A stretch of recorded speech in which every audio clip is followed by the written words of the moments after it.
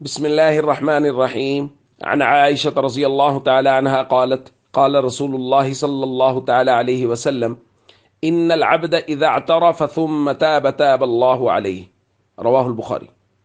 نبی کریم صلی اللہ علیہ وسلم نے ارشاد فرمایا، بے شک بندہ جب گناہوں کا اعتراف کرتے ہوئے توبہ کرتا ہے تو اللہ رب العزت اس کی توبہ کو ضرور قبول فرما لیتے ہیں۔ دوستو، رمضان المبارک کا دوسرا عشرہ، جس کو بعض روایات میں عشرہ مغفرت کہا گیا ہے، گو کہ وہ روایت سند کے اعتبار سے کمزور ہے، لیکن محدثین نے اس روایت کو فضائل کے باب میں قبول کیا ہے، اور بہت سارے محدثین نے فضائل کے باب میں اس حدیث کو ذکر فرمایا۔ تو اس عشرہ کو عشرہ مغفرت کہا گیا ہے۔ تو بعض دوست اس پر یہ اعتراض کرتے ہیں، ان کے ذہن میں یہ بات آ گئی کہ جی دیکھیں، اس عشرہ کو عشرہ مغفرت کہا گیا ہے، پہلے عشرہ کو عشرہ رحمت کہا گیا، اس روایت میں آخر والے کو عتق من النار کہا گیا، تو اس کا مطلب یہ ہے، اس روایت کے مطابق تو یہ مطلب بنتا ہے کہ پہلے عشرہ میں صرف رحمت ہے، مغفرت نہیں ہے، دوسرے عشرہ میں صرف مغفرت ہے، رحمت نہیں ہے۔ تو بھائی یہ مطلب غلط سمجھا ہے کچھ دوستوں نے۔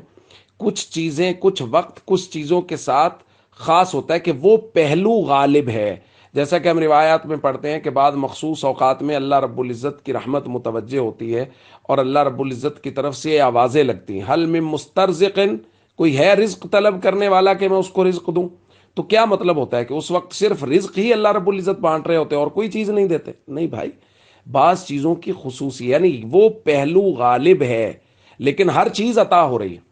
اسی طرح رمضان کی ہر گھڑی میں رحمت بھی ہے، مغفرت بھی ہے، عتق من النار بھی ہے، لیکن عشرہ کے اندر پہلو غالب ہے۔ پہلے عشرہ میں رحمت کا پہلو غالب، دوسرے میں مغفرت کا پہلو غالب، تیسرے میں عتق من النار کا پہلو غالب۔